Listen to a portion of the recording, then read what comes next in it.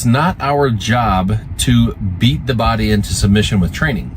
So think about what we do as medical professionals, physical therapist, chiropractor, massage therapist, athletic trainer, whatever you're doing, and apply that same thought process. So how often do we think that we need to dictate what the body should be doing so we make it do things? My stance would be, we shouldn't be forcing the body to do anything. If the body is not able to do something, get in a position, get out of a position, whatever that is, that's the body speaking from a physiological standpoint saying, I cannot tolerate that. So take this for an example. So if we have somebody come in with low back pain and low back tightness, and we say, touch your toes, bend over, squat, that kind of stuff, and they say, yeah, that's really tight, that really hurts.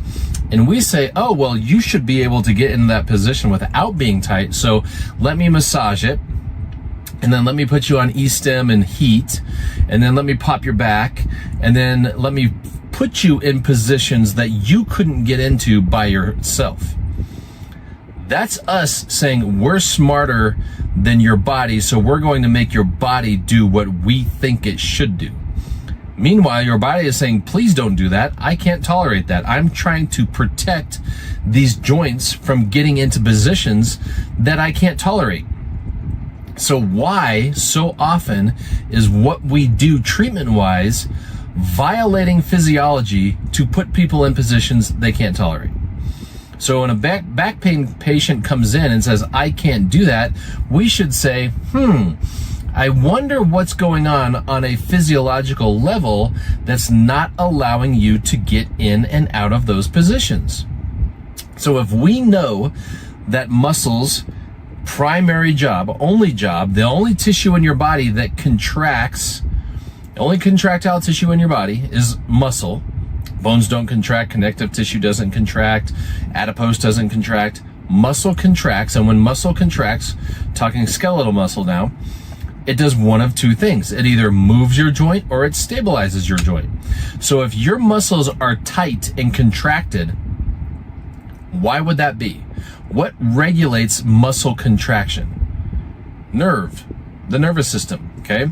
So if the nervous system is not regulating contraction and a muscle is in a short position, it's going to contract and get stuck in that position because now the nervous system is not saying contract and get longer or contract and get shorter. It's saying contract, contract, contract, and you're stuck there.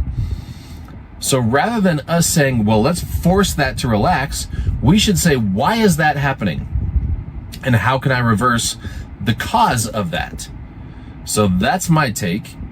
Post your take below if your take is different than mine, or if you agree with me that we shouldn't be violating physiology. We should actually be using physiology to our advantage. So what I would do would say, let me see if that muscle can contract. Let me see if that muscle can facilitate a contraction. If it can't, then that's telling you the nervous system is not regulating contraction and we need to reset the nervous system. So that's what I would do.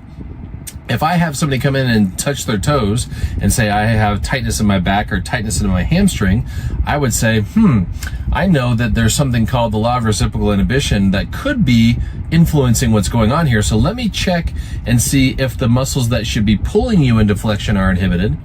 And if that's so, then that means that if those muscles are not pulling you into flexion, there's no reciprocal response going to the extensors saying contract less.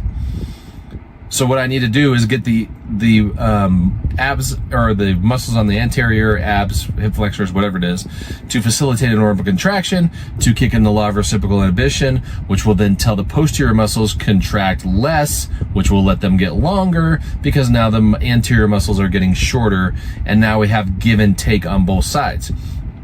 If I used old school PT thought process and said, I'm just going to make those muscles in the back relax, and I never made the muscles in the front contract, what do you think happens to that patient with tight hamstrings that leaves your clinic after you stretch them, foam roll them, massage them, heat them, stim them, and they get into a longer position, and now they go sit in their car and drive home for a half an hour? Well, those hamstrings get in a short position again. They can't regulate that short position because now you even made them worse by causing more inhibition. So when they get out of their car, they can walk home, now they have tight hamstrings again. And what were they told to do when they have tight hamstrings? Stretch them, foam roll them, have their friend massage them, whatever, which continues to make them worse. Okay, so back to the point here. It is not our job to beat the tissue into submission to make it get into positions that it can't tolerate, but we think it should.